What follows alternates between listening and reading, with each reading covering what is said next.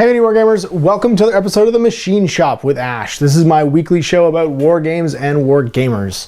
If you haven't seen this show before, I usually pick a topic, expand on it, editorialize on it, or maybe just explore it. Kind of depends on the mood I'm in and my opinion on the topic. The topics usually come from you guys talking to me in the comments of previous topics on my Facebook page or just through messaging, whatever, or through YouTube, Facebook, however you get in touch with me. So they're usually kicked off either by a previous Machine Shop or something going on in the world of war games and war gamers. So this week's Machine Shop is going to be about the house rules. So those crazy sort of add-on rules that people usually sort of put in place to, in their opinion, improve the game. So this topic comes to you from a guy named Riverstone who messaged me on my Facebook page. If you haven't been there, it's facebook.com/out-of-the-basement into the streets. And that's usually the best way to get in touch with me. He had experience with house rules that he wanted to talk about, and it kind of got my brain going. So I thought it was a worthy topic to explore. We kind of touched on it in a previous Machine Shop where we talked about organized play formats and sort of the things that drive them. If you were to look at organized play formats as the sum of lots of house rules being put together so that multiple people could get together and play a game together, then you wouldn't be too far off. But let's get started talking about house rules. Where do they come from? Why do they happen? And what can the impact of them be? Okay, so very often there can exist situations when people are playing a game where there can be a positive impact of having certain types of sort of limitations, restrictions, or like house rules, which is to say things that exist outside of the rule books for the games or the structure and format for the games that have been put in place by the players themselves. And the goal of this is to increase the enjoyability and improve the play experience for everyone. So the idea here is that if you play in a certain environment, if you come into X gaming store or X club or X buddy's basement, there may be house rules. There may be rules that you're unaware of or that the group, the collective has come up with, and the point of which is to improve the experience, to make the gaming experience or even the community experience, the experience in that location, better for everybody. Now, I'll give you some examples of what that can look like. For instance, if a organized play group has a certain night of the week where you are only going to have new players playing together, it can very often be useful to have those new players playing other new players, perhaps with the assistance of some veteran players or the community organizer or whatever. Now, is that a rule of the game that new players have to play new players? No, but it can improve their experience to play people who are equally trepidatious and who know that they both don't know everything. They're not trying to teach each other stuff, and they're more sort of concerned. They both have the goal of learning the rules, not necessarily of immediately trying to get to the quickest path to victory. So it can make the learning experience a little bit more, how can you say, low pressure. There's not the pressure to win that the guy might feel if he's playing someone who's very experienced and that guy doesn't even know necessarily that he's a new player. So it could be a house rule. If it's your first night here, or if it's your first time playing a game, you play in the house league. Now, can that feel exclusionary too? It could. It could mean you're not allowed necessarily to play in the big boy league, the veteran night, whatever, until X or Y thing is accomplished. Other house rules I've seen. So here's an example. I've been to gaming stores where there are two levels of table. There's the open tables that are free to play for anybody. They're usually in the back or off to one side.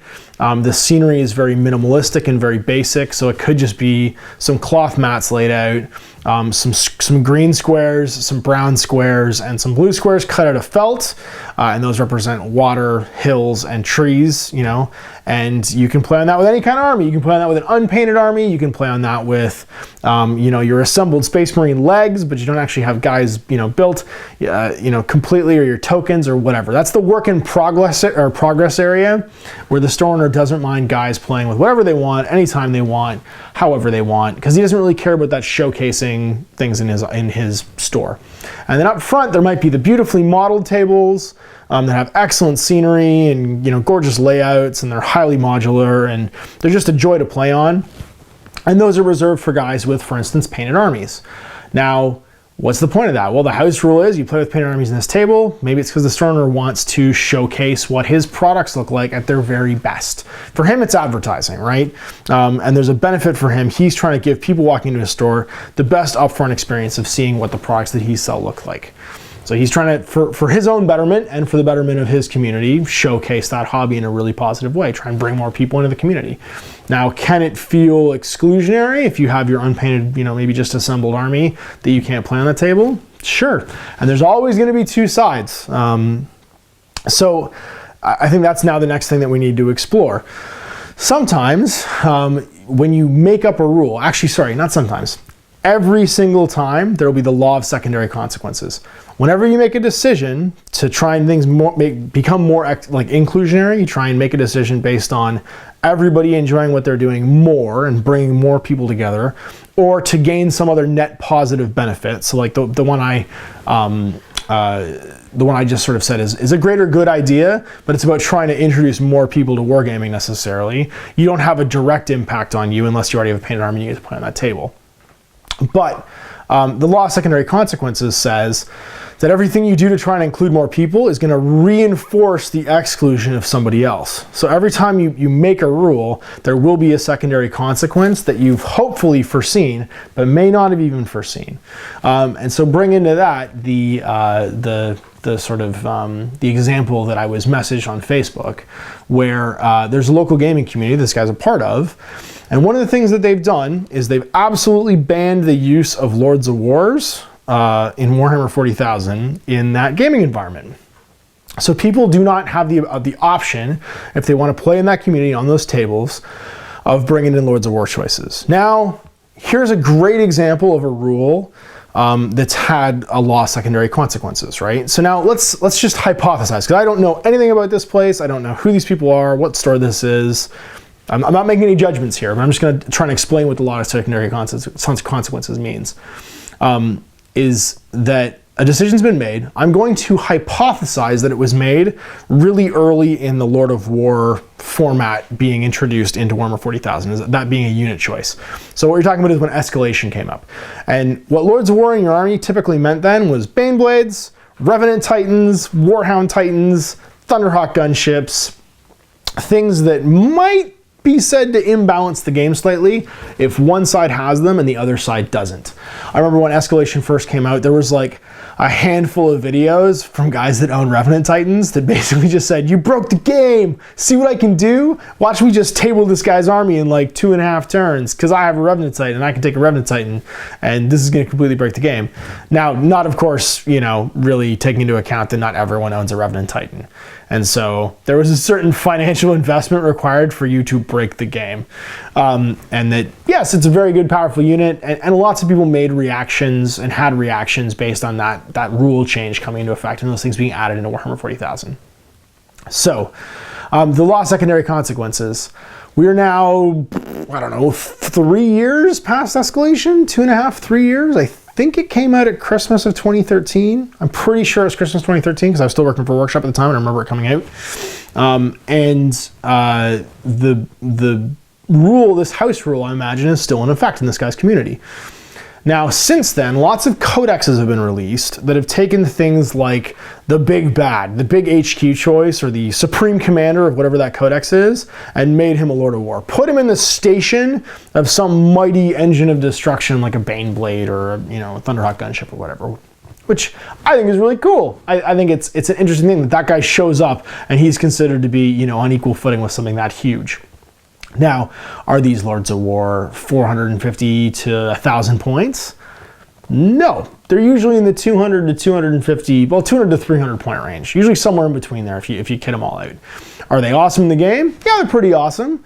But doesn't mean you can't necessarily make an HQ that's equally awesome just out of the basic HQ pack. You kind of can. I'm pretty sure my Space Wolf Lord on Thunderwolf is as good as Logan Grimnar in the main scenarios where you want Logan Grimnar to be in, like close combat and stuff like that. Is he as many points? He's pretty close. So is that guy going to unbalance and topple the game though? Probably not. But now what you have is you have a situation where a house rule has basically excluded people who, for thematic reasons or whatever reasons, wanted to include those models that previously when Lords of War, rule came out and that house rule was probably made, there was no problem. That rule didn't interfere with those guys getting included in their armies. But now they're shut out of the game. And so the law of secondary consequences, as the rules have marched forward, time has gone on, that rule may need to be reevaluated again. So let's talk about that. Let's talk about the point of house rules, right? So the point of house rules, I said, was that everybody gets the maximum enjoyment out of their gaming experience, whether that's from community impact, social contract, whatever the house rule's pertaining to try and make it as much fun as humanly possible for people. That's important. But let's talk about what happens when house rules get old. So now I said get old. That might be disingenuous. I think what I probably mean is when a house rule sweeps up the good with the bad. So what it's done is, with good intentions to try and maximize the enjoyment of everyone, it somehow marginalized or swept somebody up into that same pile, and that may or may not enhance the enjoyment of that person. So the point of house rules, I've said this before, a point of a house rule is that you are trying to enhance the enjoyment of everyone through an additional ruling outside the rule books or outside the format of the game. The game doesn't understand the house rule. You guys are creating the house rule and layering on an additional level of sort of like rules to try and make it more fun for everybody. Now, the important question that you have to ask yourself whenever you encounter this scenario is, okay, is this house rule more important than the enjoyment of this person? And is this house rule actually having the impact it's supposed to have by affecting the person the way that it's affecting them? So in this case, by not being able to take, let's say, Dante or Logan Grimnar or Ghazghkull Thraka in this guy's local meta, do I think that's the same as not allowing people to take Revenant Titans? And vice versa, they can still take things like Imperial Knights. So is it really game breaking? Probably not. I think that you're probably going to have more good times or more unprepared players show up and have to see an Imperial Knight across this table from them than if they saw Logan Grimnar, if they saw Dante, if they saw Ghazghkull Thraka. So the question you ask yourself then is this what I intended, right? Is this what we intended? Is this house rule then even still valid? Well, this is where Ash's opinion on house rules come from. And I think that the key here is, this is just my opinion, but having been in a lot of environments where, and actually coached guys to have lots of success with, having a set of either store rules or house rules for their clubs or their businesses, this is what's always worked for me as rules of thumb. So first of all, always write down the house rules, the rules of the house. Why? Because you're gonna forget them. And if you are Mr. House, if you're the guy whose house it is, you want to make sure that these things aren't arbitrary. The things that have been thoughtfully considered, they've been codified, so written down somewhere in detail, and they are there for other people to learn in the same way that you understand them. So what I mean when I say that is, if you have a house rule that can be interpreted in lots of different ways, the benefit of writing it down is you can say exactly what you mean in detail, and it's always there in print. The second thing you always want to do is always post them somewhere. They should be up on a wall, they should be written down, and they should be visible for all to see. Why? New and old people are going to come into your community. The best way to help people not feel picked on when you have house rules is have them there for everybody to see. It doesn't just apply to you, it applies to everybody. By coming in here, you are agreeing to the following. And that's usually the way that I would start any kind of social contract or house rules or store rules, is with that sentence. By being a part of this community and getting to play and be a part of gaming nights on these tables, you agree to the following. And you can add all kinds of things in there. There's other things like social contracts of no food on the tables, treat other people with respect, treat other people's models with respect. If you break something, fix it. And or if you break something, bring it over to the staff so they can see it. These are all good ideas. I could go on and on about my top 10 important rules for a gaming community or store or club, and how they can enhance or break the social contracts in different games. But we're trying not to be game specific here, or even sort of system specific, or even sort of meta specific. We're not just talking about stores, we're talking about clubs or basement gaming groups or whatever. So I think I'll keep it as that. And the final thing is you don't want it to be arbitrary, and you don't want it to age out. So when you ask yourself, if we're going to have a house rule, is it arbitrary? So do we want which fire powers to have to roll to hit? Right? You got a confusing rule, you want to make a house rule on it.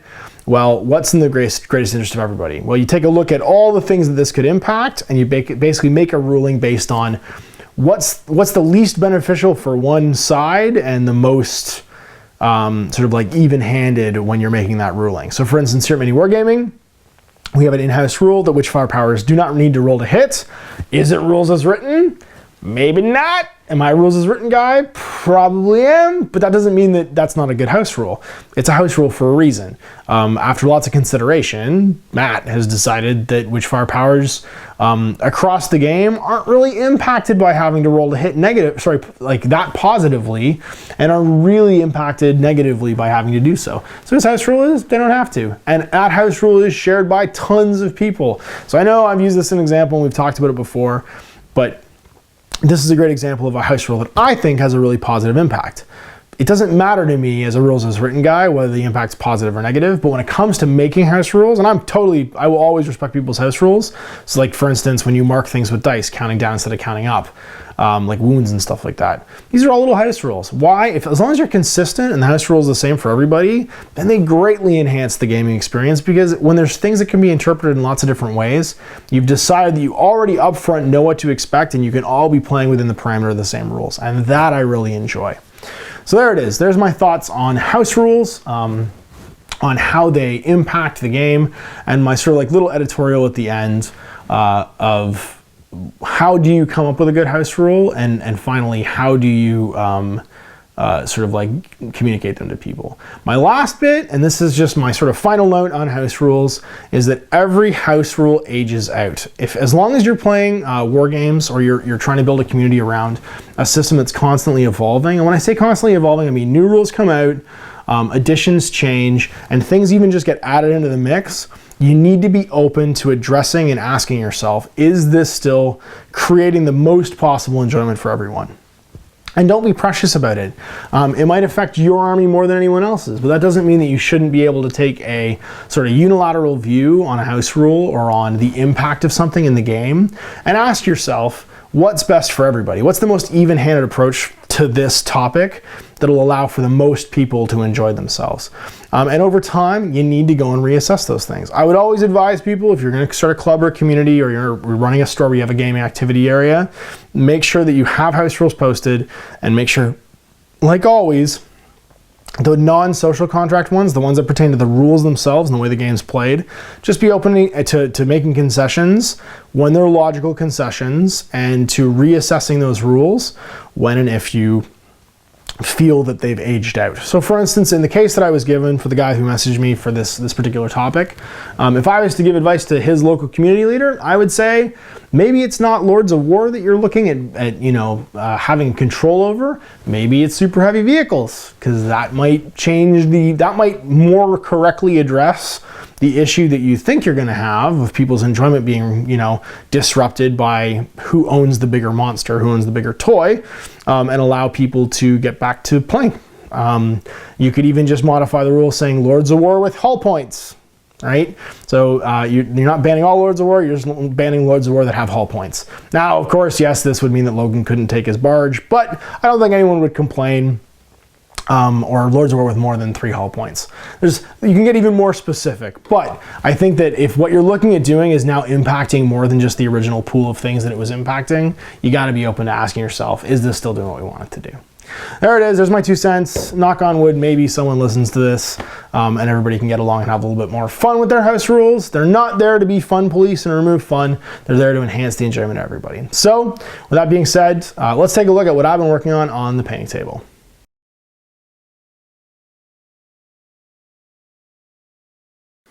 All right, so after having basically done a whole bunch of scenery last week, this week I did a whole bunch of models. And these are models for a fantasy series we're going to be doing in the near future. It's skirmish-based, it's campaign-based. We've been jokingly calling it Endtime. It's going to be called Altdorf in Flames. You'll get a little preview of it. And it's basically us doing skirmish and narrative gaming around the fall of the city of Altdorf, the capital of the Empire, as the brothers Glot and Archeon go to destroy it. And these are some of the forces that you'll see taking part. So this is the Reichswatch. It's a Reichland force of skirmishers. You can see here in the middle the heroes from left to right.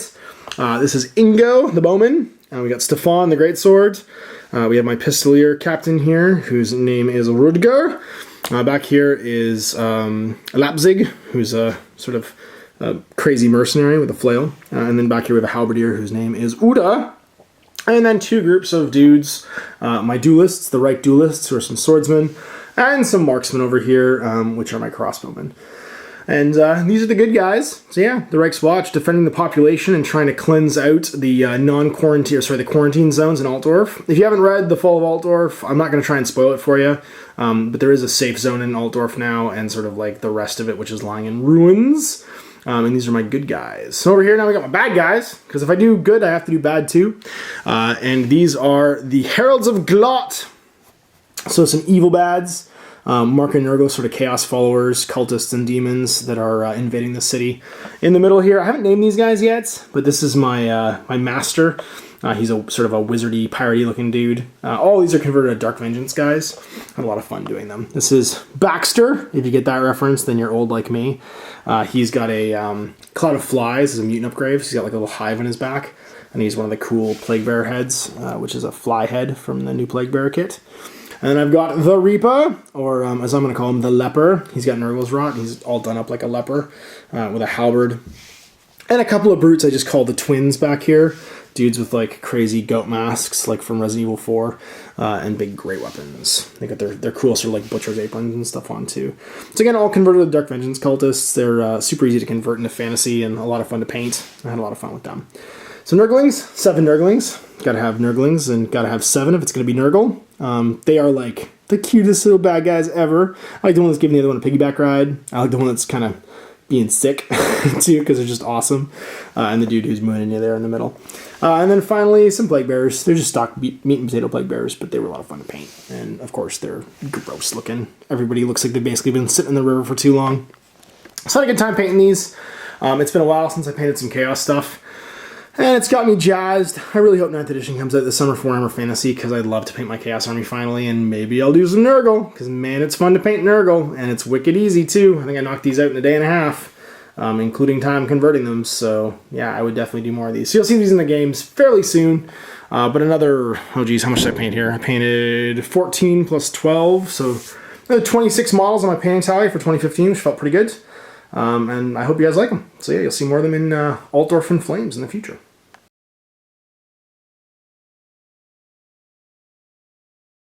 Alright guys, thanks for watching. I hope you enjoyed this episode of the Machine Shop, where we talked about house rules. If you have a great idea for a machine shop, talk to me in the comments. Talk to me either on my own Facebook page, which is facebook.com/outofthebasement-of-the-streets, or talk to me on my YouTube channel, which is youtube.com/c/guerrillaminiaturegames. Best ways to get in touch with me: reply to one of my comments on YouTube, because it'll go right to my phone and I'll see it. Reply to me or post me a message on my Facebook page, because I'll see it. The MiniWarGaming Facebook page, I'm less likely to see, because there's like 1,000 messages on there, and I don't run that Facebook page. So my own personal one and my YouTube channel will go right to this, and I'm more likely to get back to you. So thanks again for watching. I hope you enjoyed my On the Painting Table and my discussion of the things we do to try and include everyone that can sometimes exclude people. If you have thoughts, comments, or questions, please hit me up below. We'll see you next time for more Machine Shop. Thanks again for watching. Until then, happy wargaming.